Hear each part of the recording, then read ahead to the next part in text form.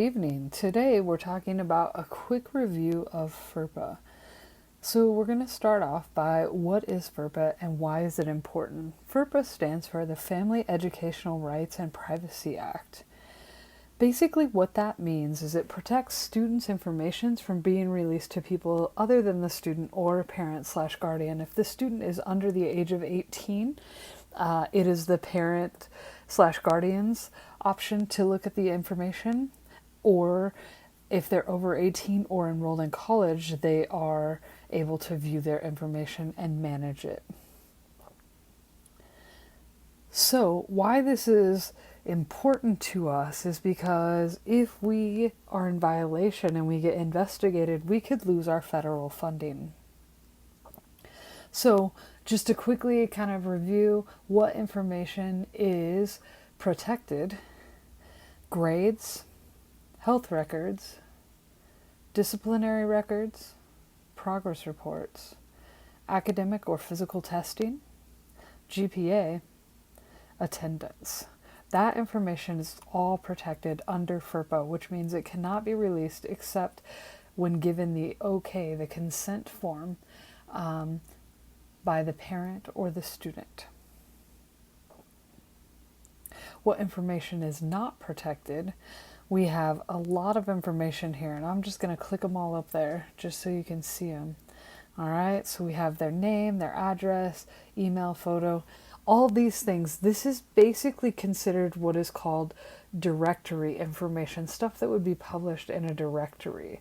The other ones that are kind of out there, just so we know, is like if they're participating in sports, we can put them on like the program, weight and height, a playbill listing their role. Okay.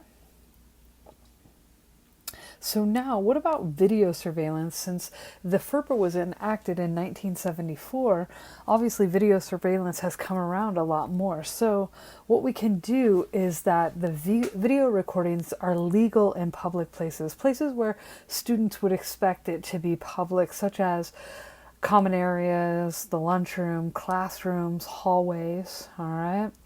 Where it is not legal would be where students expect privacy, such as the bathroom and locker rooms. So what about law enforcement? How does law enforcement work through all this? So first of all, they are employees of the district, so they are subject to FERPA. They are authorized to enforce the law, and they are allowed to maintain security.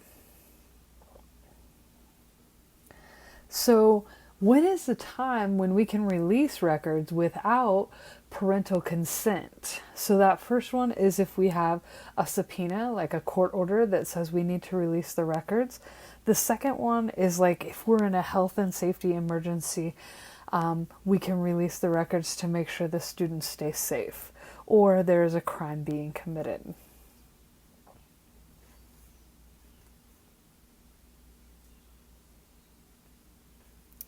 So how do we as teachers and staff keep the students' information safe? So first of all, education. This video is education. We're talking about what is FERPA, how to keep it safe, so we do that. We remember who it applies to. We also know the rules and protections and exceptions, kind of what this video is meant for. The big one, and we're going to talk about this a little bit later, is making sure we choose compliant vendors that wouldn't sell off the information. As a district specifically, what can we do? Our district has policies based on this, and so we have those policies that protect our students. We also have the parents' ability to opt out. In our district, the parents have until September 1st of each year to opt out of the information, the directory. We also need to carefully screen our vendors. We want to look out for free resources because a lot of times they ask for an email and then they sell that on. Now, as a teacher, what can we do? Number one is keep the student data secure. Keep our data on a secure database. Don't email unverified parents. Keep graded materials secure. When we leave our classrooms, and just because we lock it, we need to lock our computers. We also need to keep graded papers in safe places. Also, don't discuss student information unless it has a legitimate educational value. And then when we're done with that information, we're going to destroy it. And we can destroy it via crosscut shredder or tearing up the CD-ROM and so on.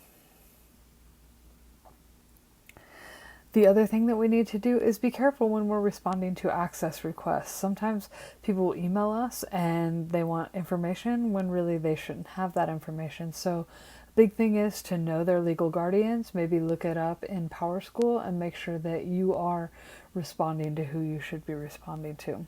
And if you don't know, please ask.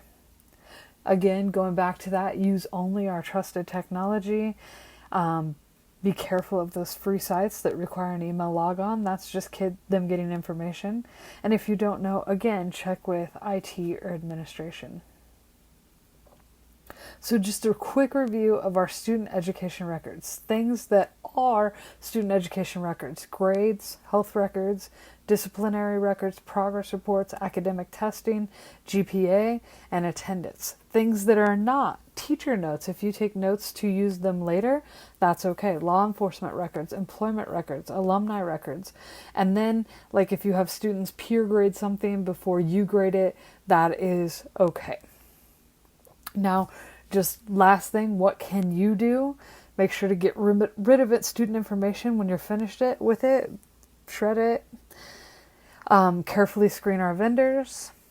And just make sure we protect the school from losing our federal funding. We do not want to lose our federal funding. That's a pretty big part of what we take in.